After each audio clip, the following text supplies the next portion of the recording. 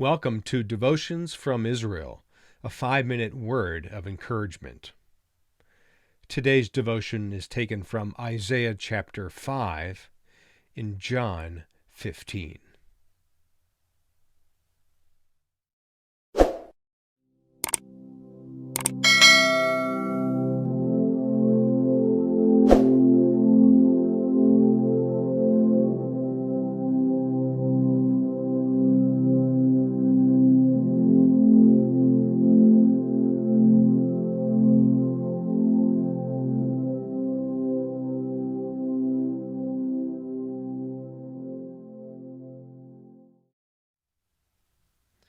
When we travel to the land of Israel, there are certain regions that are more prone to grow vineyards than other areas of the land.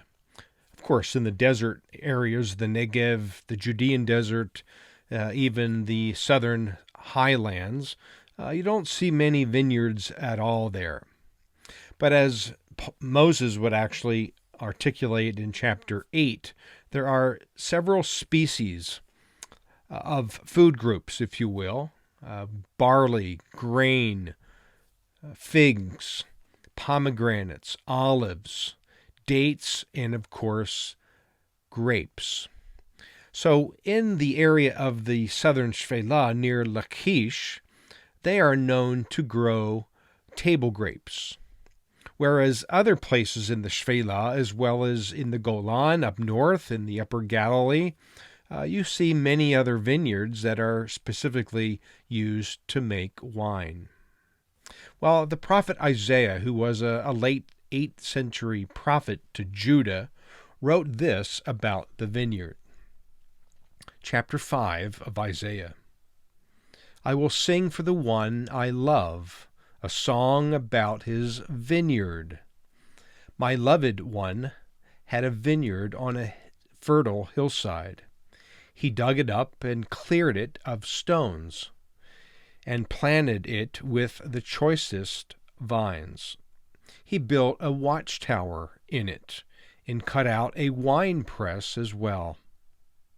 Then he looked for a crop of good grapes, but it yielded only bad fruit. This image is a quite common one in Israel, where you have some of the terraced gardening happening, the agricultural life, especially in the hill countries of Judah and Samaria. You see one terraced upon another, and once in a while you see a watchtower. And this is what Isaiah is referring to. And of course, Isaiah was quite bothered with the level of obedience among his fellow Judeans. He says, Now you dwellers in Jerusalem and people of Judah, judge between me and my vineyard. What more could have been done for my vineyard than I have done for it? When I looked for good grapes, why did it yield only bad? Now I tell you what I am going to do with my vineyard. I will take away its hedge, and it will be destroyed. I will break down its walls, and it will be trampled. I will make it a wasteland, neither pruned or cultivated. The vineyard of the Lord Almighty is the nation of Israel, and the people of Judah are the vines he delighted in. So this imagery that Isaiah uses is one of the vineyard. Israel, at different points of their history, including the southern country of Judah, they were disobedient against God. They were not living up to the choicest of vines or produce that God wanted to see in them. And yet we now transition to the words of Jesus as recorded in John 15. Jesus said this, I am the true vine, and my Father is the gardener. He cuts off every branch in me that bears no fruit, while every branch that does bear fruit he prunes, so that it will be even more fruitful. You are already clean because of the word I have spoken to you. Remain in me, and I also remain in you. No branch can bear fruit by itself. It must remain in the vine.